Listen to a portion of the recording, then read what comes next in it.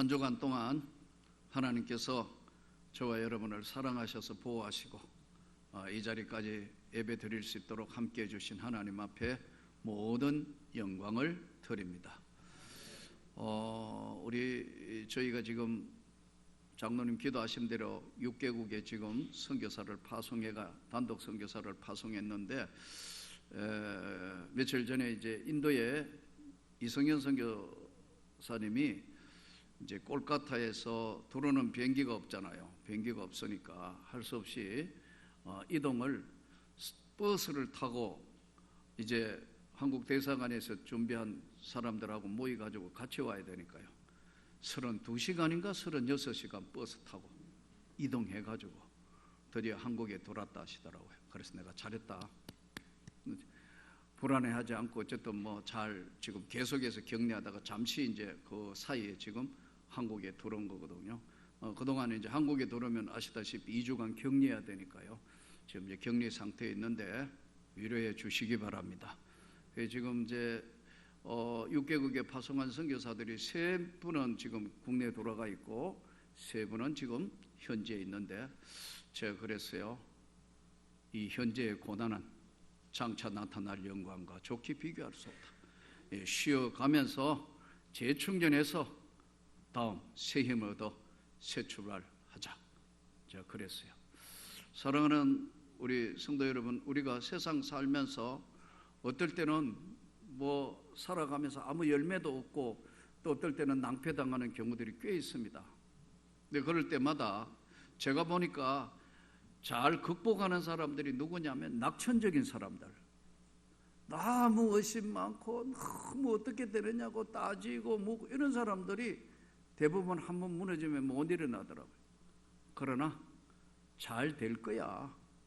또 무엇인가는 하나님이 미리 다 예배하실 거야. 좀 낙천적인 이런 분들은 결국은 다시 디디고 딛고 그 어려움을 극복하고 일어서게 되더라고요. 그것은 세상 일과하고 달라서 특히 믿음의 생활, 믿음의 삶은 하나님 그분이 축복을 해 주셔야 되는 거예요. 우리가 아무리 노력을 하고 물론 우리도 노력하고 성실하고 다 해야 되지만 그러나 근본적으로 하나님이 축복의 손을 내밀어 주셔야 되는 거예요. 이슬로 목사님도 이거 뭐 참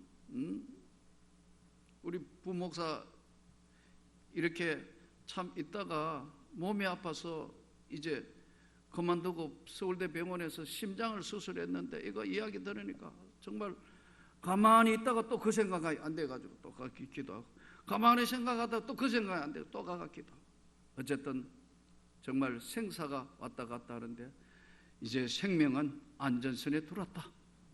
얼마나 하나님이 사랑하셔서 어쨌든 기도를 듣고 계시고 또 그 고난을 통해서 나는 우리 이슬로 목사가 깨어나서 이제 정상으로 돌아오면 일생에 내 몸에 예수의 흔적을 남은 종으로서 강건하게 될 것을 믿습니다. 오늘 이 본문은 정말 읽기도 창피한 수제자고 사도였던 베드로의 과거지사를 지금 꺼내어서 이제 읽어본 본문이에요. 당시에 예수님이 이제 십자가에 돌아가시기 전에 이제 재판을 받는데 이 당시에는 3가지 재판이 있었어요.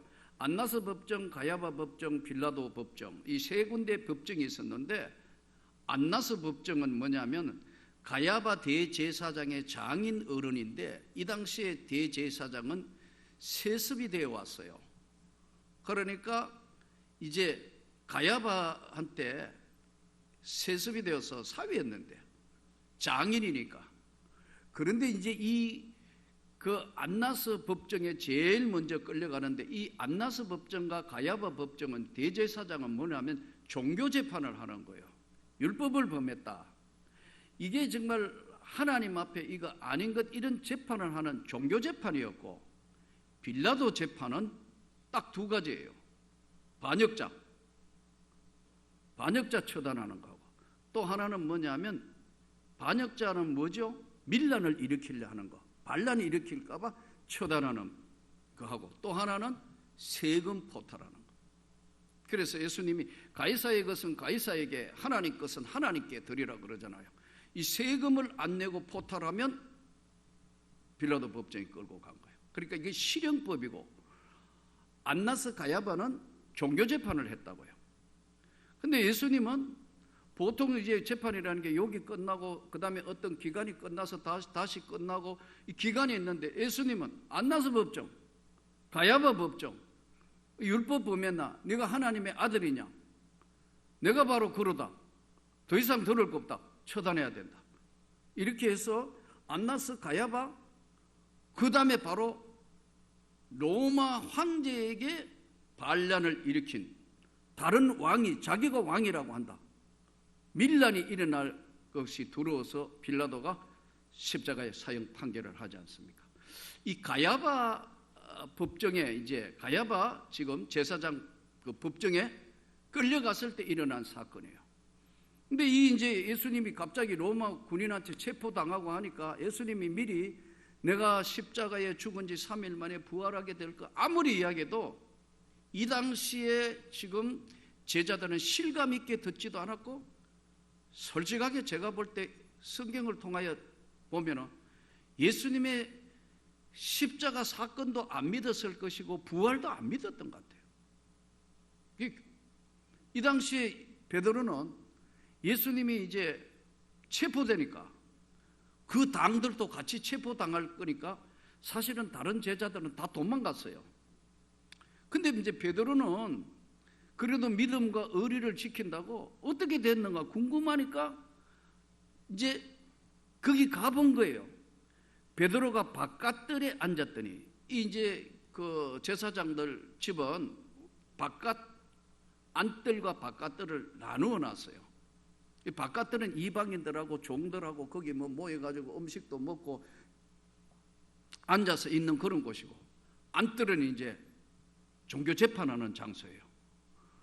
그러니까 바깥들에 앉았더니 한 여종이, 그 가야바 집에 있는 종이, 제사장 집에 있는 종이 뭐라고 하냐면 나와 이르되 너도 갈릴리 사람 예수와 함께 있었도다. 갈릴리 사람 예수와 함께 있었다. 이렇게 이제 이야기를 하는 거예요. 그러니까 베드로가 이제 체포당할 것 같으니까 두려워가지고, 그래도 여러분 베드로는 도망간 제자보다는 낫지 않나요? 여러분 어떻게 생각해요? 그래도 좀 의리가 있지 않나요? 다 도망가봤다니까요. 참 믿음이 별거 아니에요, 여러분. 믿음 팔아먹는 거 잠깐 팔아먹는다고. 위협을 딱 당하니까 다 도망가보고, 그래도 베드로는 차마 의리상 3년을 공생애 동안 예수님과 함께 동거동락했는데, 그래도 끝이 어야 되는 거는 봐야 되겠다 해서 이제 그까지 따라갔는데, 너도 갈릴리 사람이다 하니까 베드로가 모든 사람 앞에 부인하여 이르되 나는 너가 무슨 말을 하는지 모르겠다. 사람들 다 듣는데 아주 쉽게 하면 공식적으로 예수님 부인한다. 모르겠다, 나. 네가 무슨 말을 하는지 내가 도무지 모르겠다고 그렇게 부인을 하는 거예요. 그러자 그만하고 있으면 되는데 베드로는 도대체 예수님이 어떻게 되느냐 궁금해 견딜 수 없어. 안문까지 나가니, 그래도 이제 안뜰에라도 우리말로 하면 들어가가지고 이 결과가 어떻게 되는지 들어봐야 되니까 안문까지 나가니까 다른 여종이 그를 보고 거기 있는 사람들에게 말하되 이 사람 나사렛 예수와 함께 있었다. 이게 뭐죠? 목격자가 나타났다. 정인 목격자. 이 예수와 같이 있었던 당이요, 이 사람, 그 같이 있던 사람 맞다고 베드로를 지목하니까, 그럼 지금 예수님 붙들려 있고 체포당해 있고 베드로도 같이 지금 신문 받을 판이니까 베드로가 뭐라고 이야기하느냐면 맹세하고 부인하여 이르되 나는 그 사람 알지 못해. 맹세하고 부인해요. 왜 이렇게 되죠? 하여튼 잡혀가서는 안 되니까 분위기가 얼마나 살벌하고 얼마나 그랬으면 맹세하고 나 그 사람 모른다고 부인하여 이르되 알지 못하느라. 그거로 끝났으면 괜찮은데 사람들이 있는데 조금 후에 그 곁에 있었던 사람이 나와 베드로에게 대다. 너도 아무리 봐도 그 진실로 그 도당이다. 도당 같은 당이다. 내 말소리가 너를 포명한다. 너의 말소리 표현이 말하는 소리가 보니까 나사렛 예수와 같이 있는 거 틀림없다. 아마 따라다니며 베드로가 뭐 이야기하는 거 옆에서 봤던 그 곁에 선 사람이 이야기를 하는 거죠. 틀림없다. 말소리 들어보니까 베드로 말소리를 들어봤다는 거죠. 이 갈릴리 사람은 북쪽 사람 아니에요. 이 북쪽 사람 언어가 소리가 다르잖아요. 우리 지방 언어가 다르잖아요. 경상도 말이 다르고 호남 말이 다르고 저 충청도 말이 다 다르잖아요. 빨리 말하면 못 알아듣겠더라고. 이제 오랜 시간 이렇게 같이 있어 보니까 무슨 말인지 대충 저도 말이 많이 바뀌어가고 북한 사람들 쪽에 이야기 지금 탈북한 사람들 이야기 막 빨리 말하면 잘 못 알아듣잖아요. 똑같은 거죠. 그 북쪽 사람 갈릴리 사람이다. 너도 그 말소리와 너의 언어가 그걸 말하고 있다. 이러자 74절 그가 저주하여 맹세하되 나는 그 사람 알지 못하다. 저주하며 내가 예수와 같이 있었다면 사람이 아니다. 무슨 말을 했는지 저주하며 그것도 맹세까지 하면서 나는 그 사람 알지 못한다. 참 내어놓을 수 없는 부끄러운 과거, 치명적인 그런 다른 사람 앞에 내어놓을 수 없는 이 기막힌 사실이 나는 그가 저주하여 맹세하여 나는 그 사람 알지 못하라 하나니 곧 닭이 울더라. 이에 베드로가 예수의 말씀에 닭 울기 전에 내가 3번 나를 부인하리라 하심이 생각나서 밖에 나가 심히 통곡을 했다. 이게 오늘까지의 본문인데 여러분 여기까지 끝났다면 베드로 같은 경우에 얼마나 불쌍한 영혼이에요. 예? 3년을 공생애를 따라다녔고 주는 그리스도시요 살아계신 하나님의 아들입니다. 바요나 시모나 복이 있다. 이를 알게 한 게 네가 아니고 하나님이 너를 알게 했다. 너 정말 참 칭찬도 받고 다 했는데 마지막 결정적인 순간에 가서 이 기막힌 일을 만나는 거예요. 이때 이제 베드로가 예수님이 그러잖아요. 미리 네가 오늘 닭이 울기 전에 나를 3번이나 모른다고 할 거다.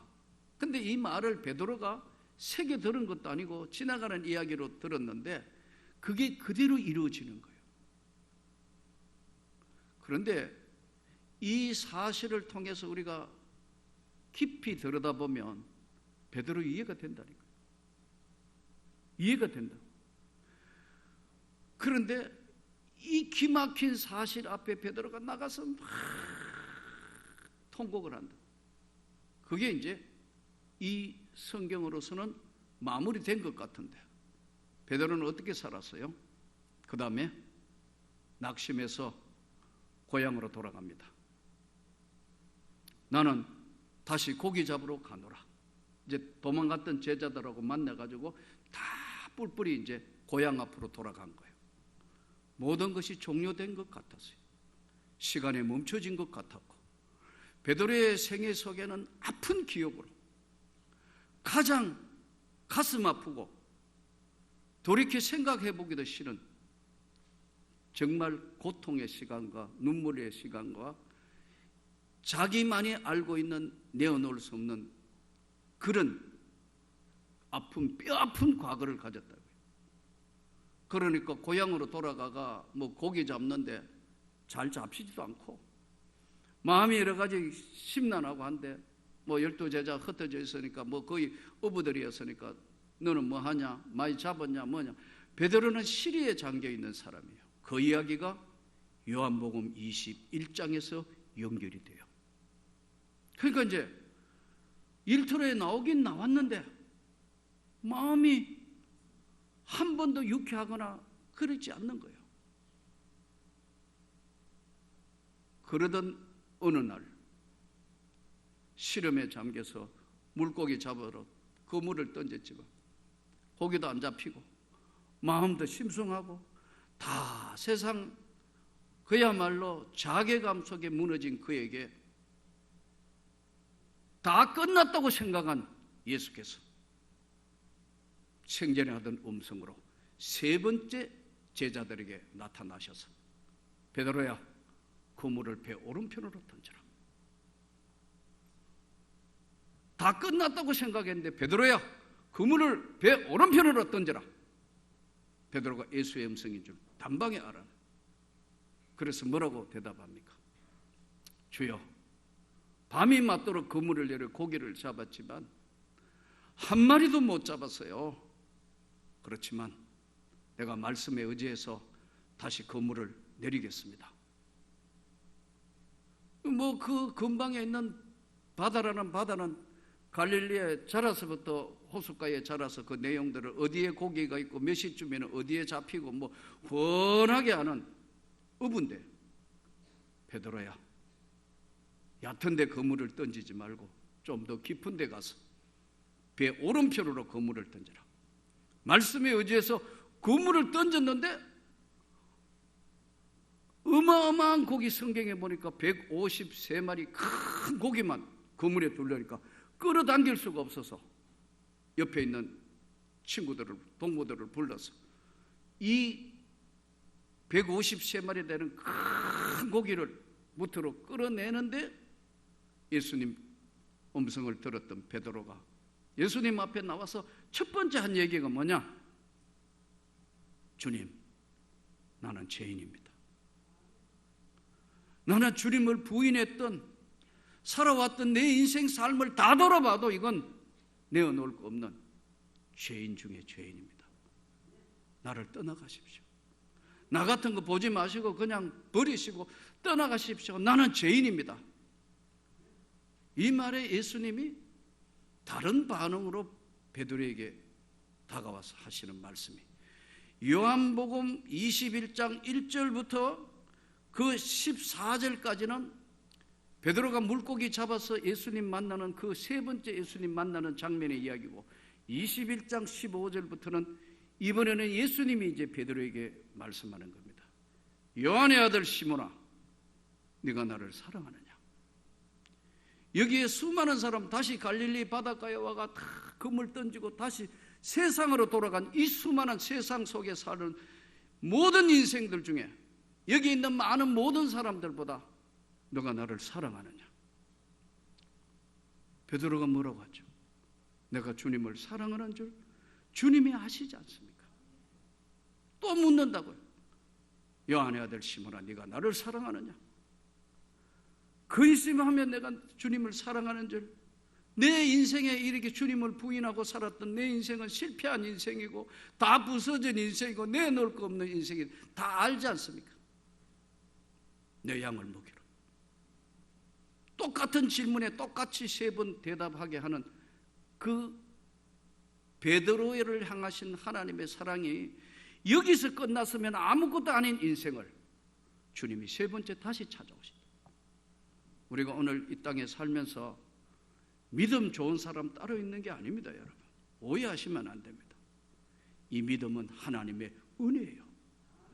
베드로를 다시 찾아오지 않아서는 베드로는 쓸모없는 인생으로 다 버려진 인생인데 다시 찾아오셔서 그에게 은혜를 주셨을 때 베드로는 예전의 베드로가 아닌 주님 앞에 인생을 맡긴 그런 모습으로 바뀌어오는 거예요. 겸손하고 또 하나님 앞에 끝까지 하나님의 영광을 위해서 그런 자신을 드릴 줄 아는 삶을 사도행전에 보면 진행될 때마다 한 번 외치니까 3,000명이 회개하고 돌아오는 놀라운 역사를 성령을 경험하면서 나타나는 겁니다. 너희가 각각 회개하여 성령을 선물로 받아라. 오늘 성령 강림절인데 많은 사람들이 성령을 오해해요. 우리가 잘나서 그런 게 아니고 하나님의 전적인 은혜로 구원을 받은 우리는 여전히 오늘 베드로처럼 모자라고 부족하고 나약해도 내가 아닌 하나님의 은혜가 우리를 붙들고 있다는 것만 확실하게 기억하고 그 하나님께 의지하면 주님은 언제든지 우리를 용서하시고 붙드시는 거예요. 우리가 신앙생활 하다가 보면 자녀들이 믿음 없는 애들이 있어요. 교회도 안 나가고 속썩이고, 남편도 막 이거 교회 안 나가고 애미기고. 그래도요, 기다려줄 줄 알아야 돼요. 하나님이 하나님의 때에 맞추시는 때가 있다니까요. 그 맨날 나무라고 너는 그 모양이냐 뭐냐 그러면 더 버리는 거예요. 그래도 하나님이 너를 사랑해. 너를 지키실 거야. 그 베드로가 다 끝났다고 생각해서 갈릴리로 돌아간 그 삶의 현장에 주님이 오셨던 거예요. 많은 사람들이 오늘날 지나온 삶에 대해서 자신 있게 다 부끄럽지 않는 인생은 다 내어놓으면 해 아래 한 사람도 없습니다. 우리 하나님 앞에 우리가 오늘 또 이 베드로의 모습을 보면서 신학이란 결국 은혜의 세계라는 결론은 뭐냐 하면 하나님의 영광을 위하여 그분이 붙드시는 거예요. 그분이 함께 가는 거예요. 그래서 오늘 또 힘들고 어려운 세상에 아이고 너무 힘들어 못하겠습니다. 고통스럽습니다. 똑같습니다. 아무리 힘들고 그러고 좌절하고 낙심한 베드로에게 찾아오신 주님은 여전히 우리에게도 오늘 성령으로 우리의 마음을 붙드시는 거예요. 괜찮아. 다 잘 될 거야. 그것이 뭐냐면 내가 하는 것이 아닌 하나님의 은혜의 세계가 지배하는 자들에게 주시는 축복이에요. 훗날 베드로는 이제 사도로서 수제자가 되면서 많은 사도행전에 수많은 일들 벌어지잖아요. 베드로가 고넬료를 만날 때 고넬료 집에 초청받아 왔을 때 이렇게 이야기합니다. 내가 부름을 사양치 않고 왔노라. 주 예수께서 오늘 너희 가정에 보냈는데 무슨 일이냐? 하나님의 사람만 이야기할 수 있는 이야기를 고넬료에게 던지는 거예요. 우리가 오늘 또 이 세상이 지금 코로나로 인해 너무 복잡해지고 너무 위협적이고 너무 그래서 불안한 가운데 지내지만 하나님이 특별히 우리를 붙드시고 기억하셔서 우리가 무너지지 아니하는 것은 그분이 우리를 끝까지 붙들고 가신다는 확실한 믿음만 있으면 절대로 지지 않습니다. 여러분의 생애를 복되게 하실 것이고 가정을 지켜주실 것이고 인생 마지막에 승리의 계가를 부르는 것은 내 힘이 아닌 세 번째 나타나신 예수의 능력이라는 사실을 깨닫고 믿음으로 어려울수록 더욱 믿음으로 눈을 부릅뜨고 승리하는 저와 여러분이 되시기를 주의 이름으로 축복합니다.